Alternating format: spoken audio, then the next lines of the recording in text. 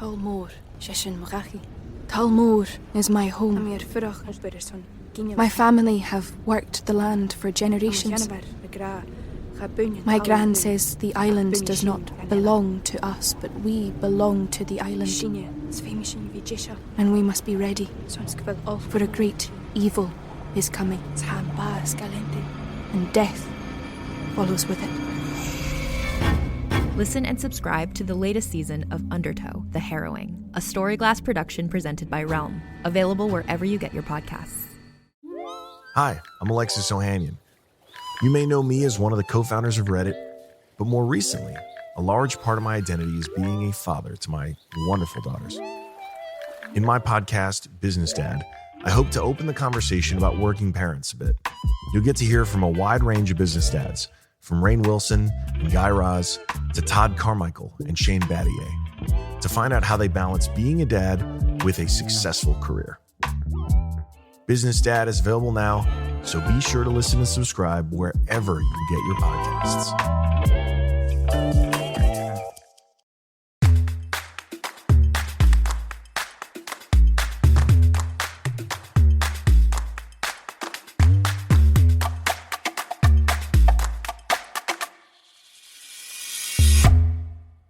Hello world, and welcome back to another episode of Thanks for Coming In. I'm your host, Jillian Clare. What has happened in the past week? Okay, a couple things real quick, because both things I'm very excited about.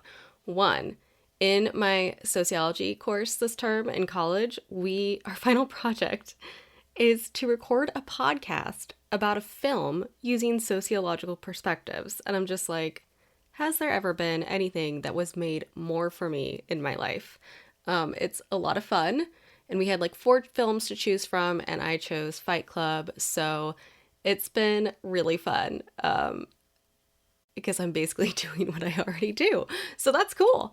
The second thing is that I am the voice of a very funny character on a new children's podcast called Posey Flynn Sings.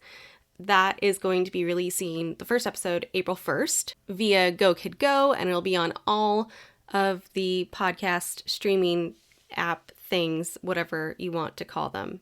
But I'm very excited. It was so much fun to record, and I got to work with some of my friends. And I play somebody who can't sing well, which if you know me from Victorious, you know that I have been here before. And I just feel like I've been typecast, but that's okay. Today on the show, we have Sydney Morgan. She is a newcomer to the acting world, and it was so interesting to talk to her because she has never been on an in-person audition, which I didn't think about. But if you entered the industry in the past 2 years, then you probably haven't been to one, which is just so bizarre to me. So if you have a story, I would love for you to send it in so I can read them, because that's crazy. If you are one of those people who's never had an in-person audition and have only experienced it over Zoom, yeah, I would love to hear from you. Anyway, you may know her from TikTok. She has taken over the app with over 7 million followers. She is also currently working on 4 films, and she's just such a sweet girl, and we had such a fun time. So here's my conversation with Sydney Morgan. And welcome to the show, Miss Sydney Morgan. Thank you. Thanks for having me. Thanks for coming on. I'm so excited to talk to you today. You have built quite the career for yourself, which I love. We love a self-made woman. So give me a little insight into how that happened. Like, what made you decide to start posting these videos on TikTok and creating all this incredible content for YouTube? Yeah, so I've always been an artist growing up, drawing and painting and all that stuff. And then when I got into high school, I was volunteering through my art club to do face painting on kids at community events. And then I realized I was pretty good at it. All the kids would come to my line. So then it got to the point where I started doing that to myself, more of the like artistic face painting style makeup instead of just like eyeshadow. And I started posting them on Instagram just kind of for friends and family and to kind of have a portfolio on there. And it had like 300 followers. And then, this new app, TikTok, came out. And I had seen some other makeup artists posting on TikTok. And I was like, great, this is a new platform I can post some makeup on. So I went in with the same kind of mindset, just to put all my makeup looks in one place and do it for fun. And then immediately they just started getting views and comments and stuff, and everybody really liked it. And I was getting followers, and I was like, this is so weird. And then I guess I just never stopped. And now here I am. Wow. How old were you when you started posting on TikTok? I started posting on TikTok in, I want to say like August, September of 2020. Okay. All right. So Yeah. So I started posting because I have ulcerative colitis, and I was getting some surgeries for that. So through recovery, I needed like a new hobby to do from home because I couldn't really go out. I was healing, I was recovering. So doing makeup and making these videos was something that I could do from home. So it came at the perfect time. Wow. I'd love to talk to you about the foundation that you work with as well, Crohn's and Colitis Foundation, and just talk to you about your journey with ulcerative colitis, because I don't know that I know too much about it, and I think the listeners would be very interested to know about what that journey was for you. Yeah, so ulcerative colitis and Crohn's disease are a type of inflammatory bowel disease, and it is a chronic illness, meaning there is currently no cure for it. However, you can get into remission through medications, whether that's an oral med or infusions. So I was diagnosed in August of 2018, so I was 16 years old. And this was a really scary experience for me because as far as I knew, right, you go to the doctor, they tell you what's wrong, they give you medicine, and you're fixed. So for them to come into my room and say, this is something you could potentially be dealing with for the rest of your life, it was really scary for me and overwhelming at the time. And so, I got online, tried to do some research and find out stuff about it. And it's hard. There's not a lot because there's this stigma around Crohn's and colitis, maybe because it's like an inflammatory bowel disease and the symptoms can be embarrassing at times and people just don't want to talk about it. But that was a big reason as to why now that I have a platform, I'm so adamant on being an advocate for that and trying to educate people and spread awareness. So that's why I do what I do thus far. And so I tried all the medications to try and get into remission, but nothing really worked for me. So I didn't really get to go to school my junior, senior year of high school. Wow. I was in and out of the hospital. And then in October of 2019, I had to get emergency surgery to remove my entire colon, so my whole large intestine, leaving me with an ostomy bag. And again, I've never seen anybody my age that had an ostomy bag. It was just all like old men on the internet. And I was like, this is so scary. I want to see someone that looks like me. Yeah. And then I was able to get the ostomy taken down within the next year. I had 2 more surgeries. Wow. And now I'm all reconnected, colon free. Wow. That's incredible. I mean, you're so right. There are so many stigmatisms having to do with so many different, autoimmune disorders, inflammatory diseases, and people, I don't know what that is. Why we're not just open about talking about this stuff. I mean, I think it's just kind of like that decades old like stigma that has kind of surrounded health and illnesses, but it's something that we need to talk about, and it's nice to have a face that people can connect to and say, oh, she's going through what I'm going through. I'm not alone. Yeah, that's so important to me. And I just posted a video the other day doing a little trending TikTok dance in a crop top so you could see all my surgical scars. And the comments were just flooded with other people that were like, oh, I have an ostomy bag. I'm getting an ostomy bag. I have Crohn's, I have colitis. And, you're so inspiring and you help me feel better about my disease. And it's just so rewarding for me to know that I can help these people that are going through something similar. Yeah. And I feel like it's getting better. Like people are talking about things more. I have a friend who has type 1 diabetes and she's constantly posting about it. And it seems like the posts are going up. And I wonder if we would be able to have these conversations without social media. I mean, and maybe that's why we had such a big stigmatism for so long, because it was something that you kept secret within your home. Yeah. I mean, it's so it's cool. Crazy. Yeah, it's crazy once I started talking about it, how many people, even that I knew in my life, that came up to me and were like, oh, I have Crohn's, I have colitis. Yeah. And I'm like, I didn't even know this because no one talks about it. Yeah. But I think that is one of the advantages of having social media these days, is being able to connect with those people that you normally maybe wouldn't even have heard of. I mean, back in the day, it's like you had to go to like a support group within your community, rather Mhm. than now you have this incredible online supportive community that is there for you 24/7.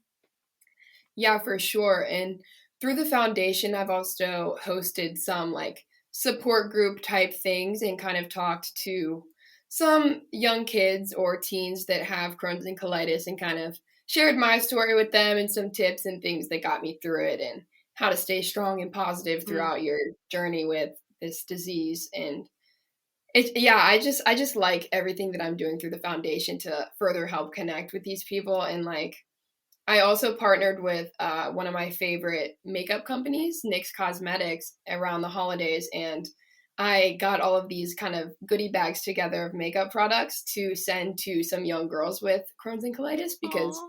like I said, makeup really helped me throughout my recovery because it was something I could do from home. So I just wanted to be able to give that back to them to see if it could help them as much as it helped me.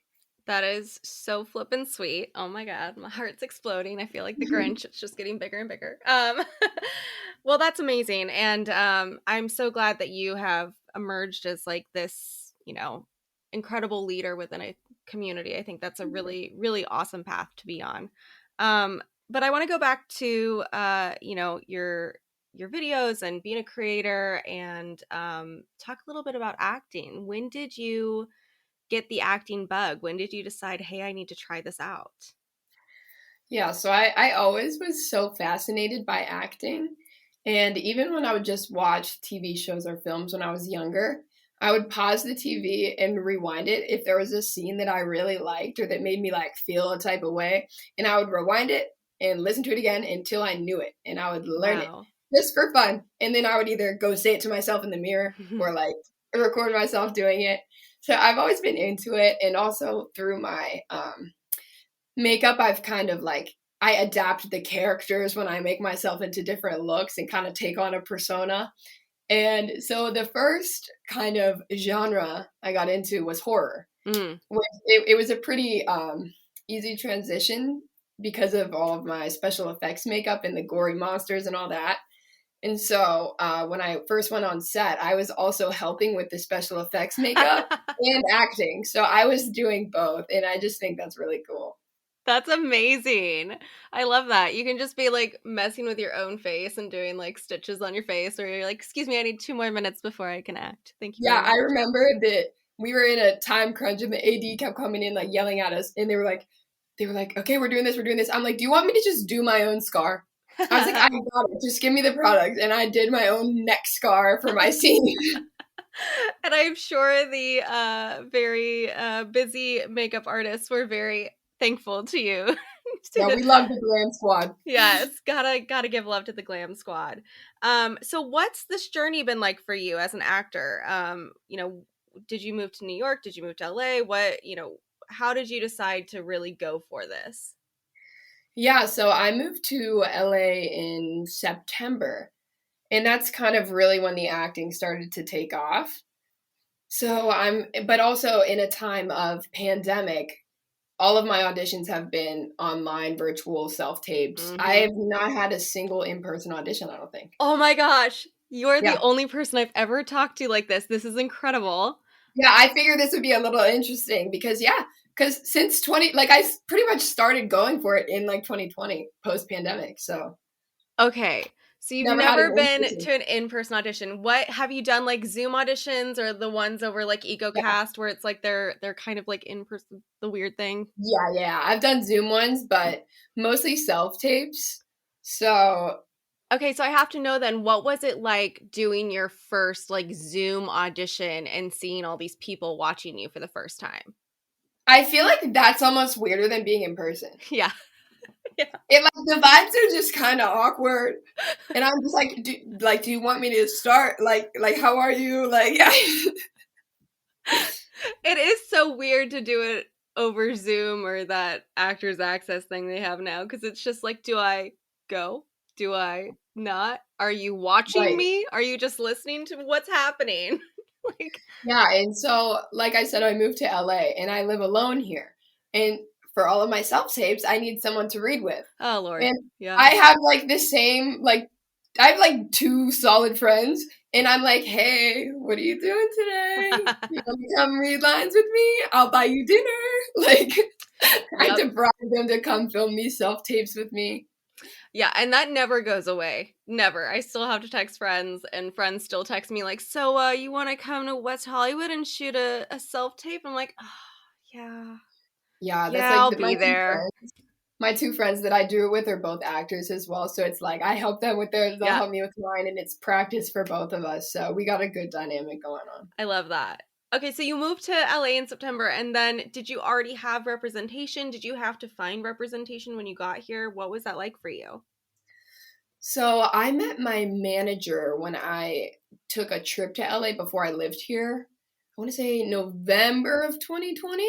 Hmm. And I was still very small online. And I met her because I was doing makeup on one of her clients Oh, as the wow. makeup artist. I was a smaller creator on TikTok at the time.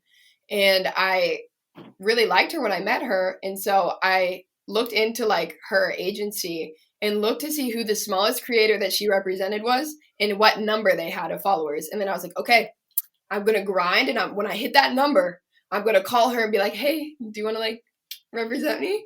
And so I did that. And then that's how I got with my manager. And then I got with my acting agent after I moved to LA. Yeah. That's a ballsy move, and man, I love that. I respect that. Yeah, I was like, I'm going to set a goal. I'm going to get this many followers in a month, and then I'm going to call her. And then I did. Wow. That's amazing. So then you came out here, and then have you started, have you gone to training? Have you been able to do classes? What's kind of your method for acting? Yeah, I mean, I think it's a lot of just practicing with my friends and stuff. So like I said, I swear everyone in West Hollywood, it's like you can't walk 10 feet without running into an actor. Nope. Right.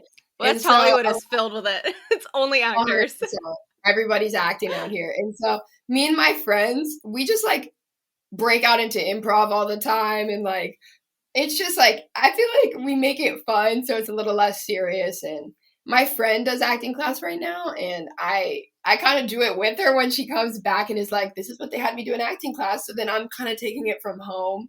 And I also have a bunch of acting books that I bought that I've been reading. And I just feel like I'm very much like a hands-on learner. Like I need to be doing it to learn. Yeah. So even through my self-tapes, like if I pulled up like a self-tape I did like months ago versus one that I just did yesterday, it's like insane the amount of improvement that I've had. Yeah, I mean it's a craft that requires constant muscle movement essentially. I mean learning about acting is really just being able to act. Like you have to perform to learn. And that's what makes it such an interesting craft and crazy craft to take on. Because there is no way to just be like, let me just take a few classes and I'll be done. You're consistently learning for your entire life. Yeah, and I'll even like just be like, I want to work on this emotion, and then I'll just stand in front of a mirror and try to work on it. And I'm very like empathetic, so I feel things very deeply, even if it's just like one of my friends is sad. I feel it as if I'm sad as much as them too. Like, and I feel like it's very helpful for acting, but then it like hurts a lot more in my real life. But I'm like very in touch with my emotions and. Yeah, that's something you'll learn. You'll learn to be able to leave it at home, at work, on set, not take it home. Yeah, I mean, it takes a long time to be able to leave it. Okay, so now that we've kind of gone through your journey thus far, please tell me, do you have an interesting Zoom audition that you'd like to share with the listeners? I'm trying to think. I don't have anything like that exciting. Just like getting into a room awkwardly with like some old men that are just like watching me act, or like just me trying to bribe my friends into coming and reading with me, and us just like cracking up and not being able to get through scenes. But really, since I haven't had in person, I don't have anything that crazy. Okay, well then let me ask you this. What was like the most difficult like Zoom audition that you had acting wise? What was that one for you? Okay, so one time I got a script sent to me at, I want to say like 10 p.m. and it was due at noon the next day. Oof. And this was the longest script I've seen in my life. When I read it, it was 5 minutes and it was nearly a monologue. Oh my Literally God. just like 5 minutes. And I'm like, they need all this for a self-tape? That's so much. And so I was like up all night trying to memorize it and like having a panic attack and a mental breakdown. But then I did end up doing it the next morning. And then I didn't book, but it's okay. But hey, you did it, and that's what's important right there. Yeah. Yeah, I always find it interesting. I feel like since so many things have become self-tapes, the amount of pages that we're getting are like increasing by the month. And I'm like, at I the end of know. this, you might as well just send us the entire like pilot and we'll do every scene, because That's what I'm that's saying. literally what they're sending now. Yeah, I'm like, there's no way they're going to be watching 5 minutes from No. everybody. They're probably going to watch the first 15 seconds and they're going to know if they want to call you back or not. So why am I doing 5 minutes? Yeah, I mean, that's kind of the thing. I've talked to a few different casting directors about this, and most of them say like, yeah, we watch the first minute to see if you have the character, and then if you have the essence of the character, then we'll watch the whole thing. And I think, I mean, that's fair, because if you were in-person auditions, you wouldn't have that many sides. There would not be that many pages. You'd go in Mhm. with, 3 to 5 pages, because that's all they have time for. And if they wanted more, then they'd call you back. Yeah. So I feel like we should just go back to that. Like, That's what I'm can we just saying. have the 3 pages again? Thank you so much. You'll know. You'll know. I know. I mean, as somebody who's been on the opposite side of it, like nearly the second line in, if it's that person or not. That's what I'm saying. Well, I'd love to know a little bit about some of the projects you have coming up, because I saw that you have some stuff filming, or that you're about to film. So is there anything you can tell us about? So the first film I actually did in the fall was a horror film. It's called Shady Grove, and it's a very fun one. I don't know how much I can say about the plot, but it's very like female powering horror movie. Love. So that's kind of interesting, and that should be coming out, rolling into spooky season this year. Um, I am producing a Ooh. horror movie and acting in it called Kindling. And so the campaign for this project, we're actually donating to the Crohn's and Colitis Foundation, as Aw. well as the Trevor Project, which Oh, amazing. benefits at-risk LGBTQ youth. Yes. And Crohn's and Colitis, obviously, because that foundation is very close to my heart. Yeah. Because, ulcerative colitis. So I'm really excited that, a portion of everything we're making is going to go to these great causes. And that's something I'm really passionate about. And in that one, I play a woman who goes out in search of some people that have gone missing from her community into the woods and finds something terrifying. Ooh. Mm-hmm. And I'm then I have another horror called Wraith. And that, I don't know how much I can say about that, but that's another one. You're Stay becoming tuned. a little scream queen. I know. I'm just all in the horror ones. Hey, you know what? Horror is like the most fun genre. You have blood everywhere. The only problem is getting the blood out of your hair when you go home at night, because that sucks. Oh, I know. And it's like, even when I'm behind the scenes, like watching horror movies just on my TV at home, I'm always like over analyzing them and almost taking the magic out of it, because I'm like, I wonder how they did that effect with the makeup to make the blood squirt like that. Like, did they use latex? Like, what happened there? So I'm always like being a makeup artist when I'm watching these films too. I love that. And you're producing one of them. So what made you want to start producing films? I mean, even through like this projects that I've done on social media or like editing YouTube videos, like it's almost like being a producer in a sense. So I'm very like interested in like videography and everything like that. So kind of getting on the other side of the camera, I'm excited to see what it's like. Is that something you'd like to pursue more? Would you be interested in like directing and writing? Is that, another path you'd like to go down to? Yeah, for sure. That's awesome. Well, I've had such a great time talking to you, and I'm so excited to see what happens in your career and see your little scream queen start to rise. Yeah, thank you so much for having me. Of course. And where can people follow you on social media to keep up with all the things that you're doing? You can follow me on YouTube, just Sydney Morgan, Sydney_art on TikTok, and Sydney.Morgan, and the Owen Morgan is a 0 on Snapchat and Instagram. Amazing. Thank you so much for coming on. And like I said, I'm so excited to see all these movies that you're working on. Yeah, thank you so much. Thanks again to Sydney for coming on the show. It was so nice to meet her, and I can't wait to see what she does with her career and all the fun things she's going to experience. And hopefully I can talk to her again once she has been on an in-person audition, because, man, I want her insight. I would love to know what it feels like to enter a room for the first time after a pandemic. Anyway, thanks for tuning in. Make sure to follow the show wherever you're listening to it now. Hit those rate and reviews buttons and go, comment on our socials. Follow us there. Those links are in the show notes. And as always, thanks for coming in.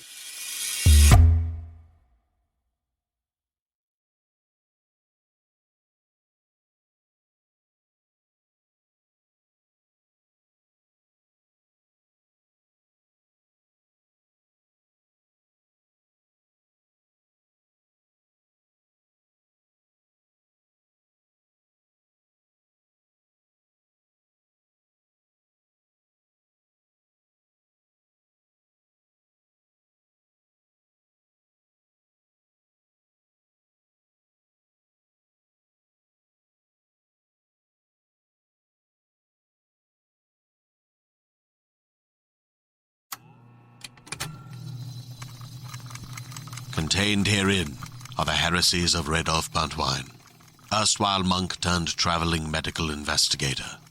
Join me as I study the secrets of the divine plagues and uncover the blasphemous truth that ours is not a loving God, and we are not its favored children. The heresies of Radolf Buntwine, wherever podcasts are available.